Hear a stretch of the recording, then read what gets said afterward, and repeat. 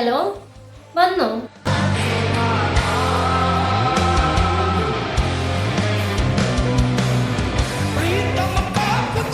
ഒന്ന് നോക്കിയാ അനു എത്ര ലക്കിയാ.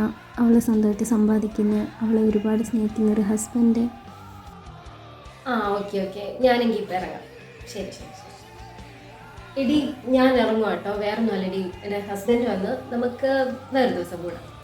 നീ പോവാണോ? ഇല്ലടി, ടൈം ഇല്ലാത്തതുകൊണ്ട് നമുക്ക് വേറെ ദിവസം കൂടാം. ശരിയാണ്. താൻ എവിടെയായിരുന്നു ഇത്രയും നേരം? ഞാൻ പറഞ്ഞല്ലോ എൻ്റെ ഒരു ഫ്രണ്ടിന്റെ വീട്ടിൽ കയറുമെന്ന്. താൻ ലേറ്റ് ആയത് കാരണം ഞാൻ ഇതുവരെ ഒന്നും കഴിച്ചു പോലും ഇല്ല. അത് എനിക്കറിയോ. ടൈം എത്ര ആയാലും എന്താ, നിനക്ക് ഫുഡ് ഉണ്ടാക്കി കൂടായിരുന്നോ? അതോ എന്റെ കൈ കൊണ്ട് ഉണ്ടാക്കുന്ന ഫുഡ് മാത്രമേ നീ കഴിക്കത്തുള്ളോ? നിന്നെ പോലെ തന്നെ ഞാനും വർക്ക് ചെയ്യുന്നുണ്ട്, എനിക്കും ഉണ്ട് ക്ഷീണം. എനിക്ക് വേണ്ട റെസ്പെക്ട് തരുമോ? അതുമില്ല, എന്തിനും കുറ്റം മാത്രം. സത്യം പറഞ്ഞ എന്റെ പ്രായമുള്ളവരുടെയൊക്കെ ഓരോരുത്തരുടെ ലൈഫ് കാണുമ്പോൾ എനിക്ക് പുതിയ തോന്നുന്നത്. സന്തോഷവും ഇല്ല, സമാധാനവും ഇല്ല, മടുത്തെനിക്ക്. വിവേക്, എടാ ഫ്ലവേഴ്സ് തികയത്തില്ല. നീ ഒരു കാര്യം ചെയ്യും, പോയി ഫ്ലവേഴ്സ് വാങ്ങിച്ചോണ്ട് വാ. എനിക്കിങ്ങനെ ഒരു ചെലവുണ്ടാക്കി വെച്ചാൽ മതിയല്ലോ. എനിക്കറിയാം അതിന്റെ ബുദ്ധിമുട്ട് എന്തുവന്ന്.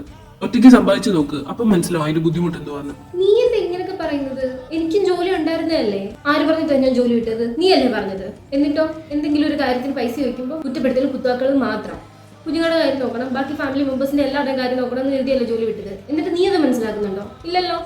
എന്റെ കൂടെ പഠിച്ചവർ പലരും ഇപ്പോഴും ജോലി ചെയ്ത് സാലറി വാങ്ങിച്ച് അവരവരുടെ കാര്യം നോക്കുക.